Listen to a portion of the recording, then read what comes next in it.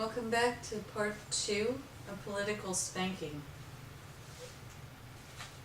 Fourth, Pell Grants, when given, will have to require grade and attendance accountability. Grades must be a C or better on the final grade, and attendance will mean the student cannot miss more than 2 days. If the student fails to meet these 2 criteria, then they must pay the grant back at a rate they can afford and are ineligible to get it again for 5 years. Fifth, military contracts can no longer be given to any business that has a union rule that doesn't allow individuals to be fired for poor work performance. No contract can be made in which the government is billed by the hour rather than by the project. All project contracts will stipulate ethical behavior inside the business hired by the government, or the government has the right to cancel the contract and move the contract to the second choice bidder. Each contract will stipulate and use a customer representative to ensure quality work. Each contract will stipulate that each day a deadline is missed will result in a dollar amount penalty by the business. Each contract will stipulate a bonus amount to be split among the laborers and the management when new ideas are implemented that saves both time and money. All military contracts to be scrutinized to ensure our government isn't paying too much. For example, compare hourly labor rates for avionics and mechanics with corporate repair station rates. The military pays almost double. Avoid choosing businesses that are too top-heavy. Management is overhead and you pay for that as well. The military will make sure that proper tooling to complete the task in the project can be found at the chosen business, and that the chosen business has a system in place to ensure vendors get supplies to the business in a timely manner. When military personnel relocate, an independent moving company will come out and evaluate how much stuff and approximate weight of the stuff to be moved. Moving trucks to be weighed before and after loading, and the shipping costs figured and paid directly to the shipping agency.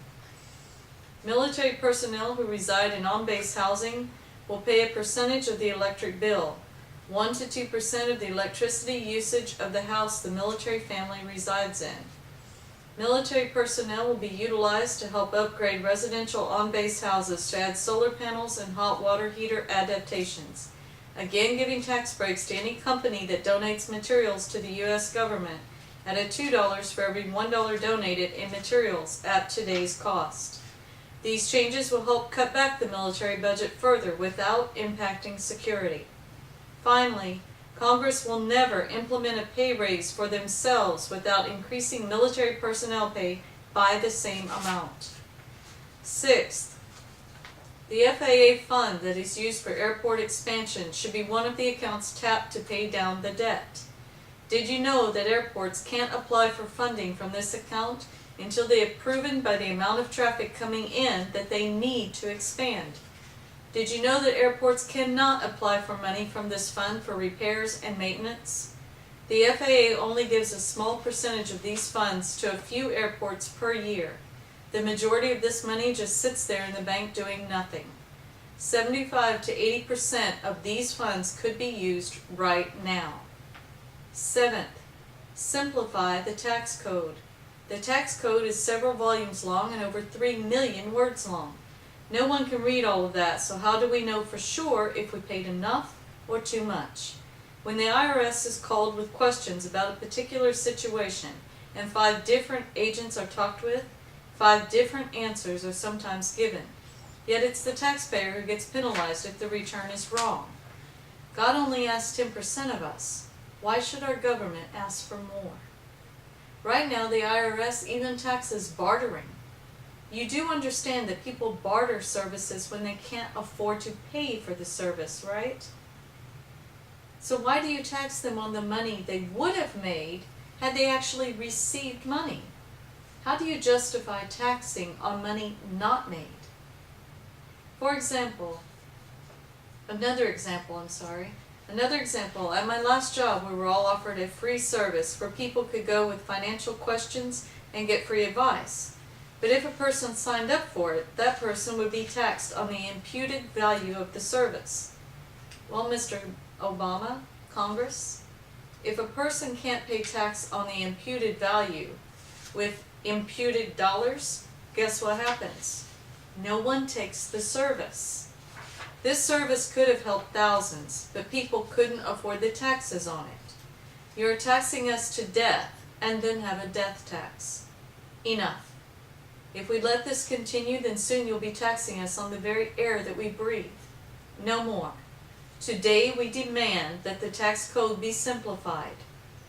Lower taxes to 10% for anyone making over $40,000 a year, and that includes corporations. Make an additional 2% federal sales tax on all purchases except food purchased at a grocery store. This 2% is to be used to pay down the debt first.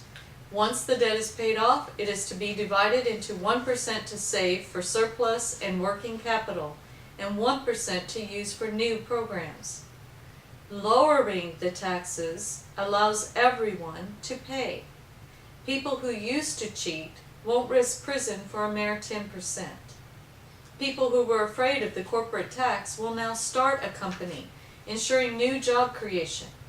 Many of these people in the new jobs will eventually buy a house, ensuring more economic stimulation. The 2% federal sales tax on all goods purchased except food will ensure that cash-only businesses pay tax as well.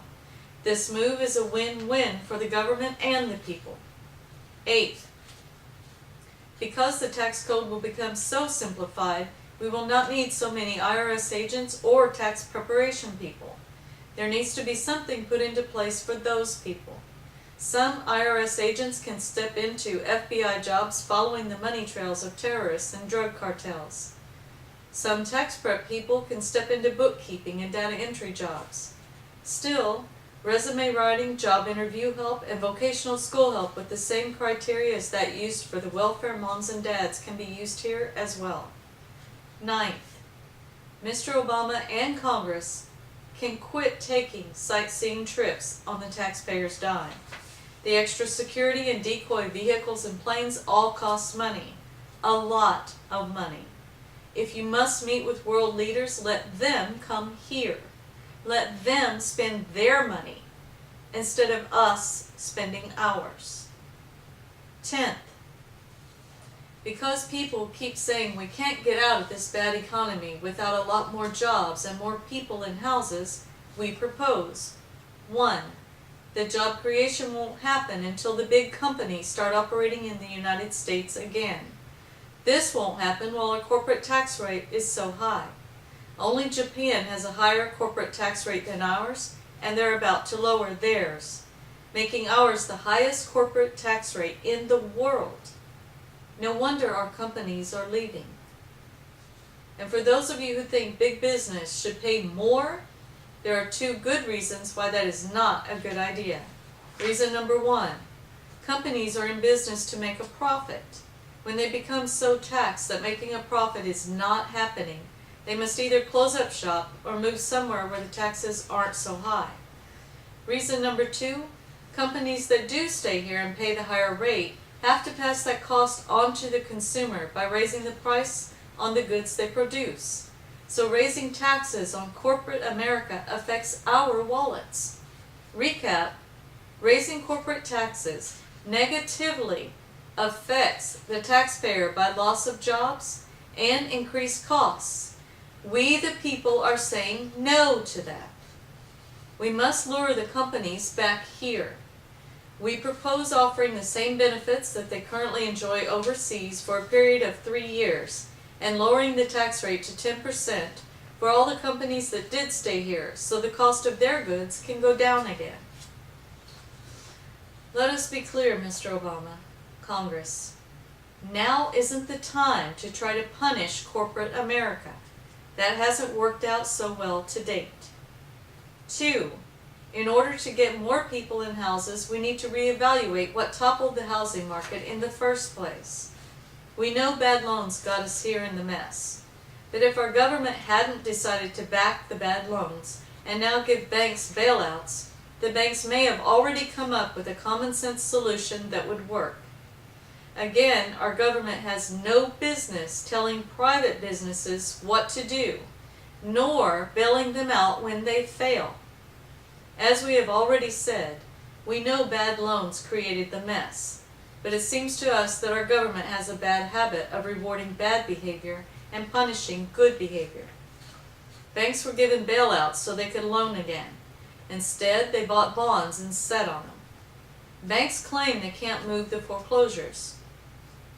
Well, it's hard to find people to loan to when you foreclose on most of them and most everybody else already has a home. Big government's solution to the mess is to combine Freddie Mac and Fannie Mae into one large nonprofit. Great. Again, that will punish people who did the right thing by forcing their property values down. Once Freddie Mac and Fannie Mae become nonprofits, they will have no incentive to try to sell at fair market value. How low will they go? 40% off? 50% off? 60% off? How will that affect your property values and mine? This is not the answer, Mr. Obama, Congress. The answer lies in applying some common sense for a change. The buyers who obtained loans with adjustable rate mortgages, most of those people only defaulted when the payment jumped. So if those people still have a steady income and can still afford the payment they were paying before the payment jumped, then just allow the banks to sell them a different house in their foreclosure inventory that is priced for the amount they could actually afford. To us, those people are not bad loan risks if they made their payments on time before the jump. While it's true that the buyer should have known better than to get an adjustable rate mortgage for more than they could actually afford, it was the banker that was the professional. Both parties are to blame, yet only the foreclosed on homeowner gets penalized. The previous homeowner gets a foreclosure on their record, which affects their credit rating, which affects their ability to buy another home, rent an apartment, and in some instances affects their ability to land a job. Meanwhile, the banks get bailed out and keep going. Why does our government keep rewarding bad behavior and penalizing good behavior? Even now, the people who obtain 30-year fixed mortgages have to worry about higher taxes and maybe devalued properties to pay for the bad loans. We the people refuse the higher taxes and the idea of turning Freddie Mac and Fannie Mae into a large non-profit. Instead, the banks can make a new loan to those people in the actual amount they can afford at a slightly higher interest rate, not to exceed 8%, and tack on the 3 mortgage payments they were behind on the end of the new loan. After 5 years of timely payments, the banks remove the foreclosure from all credit reporting bureaus' files. This ensures the banks of on-time payments. Any lawyer's fees and any other fees paid to real estate agents, repairmen, etc., the bank eats as their penalty for making the bad loans in the first place. Additionally, the banks will roll in all closing costs and down payment into the new loan. Please see Part 3 of Political Spanking.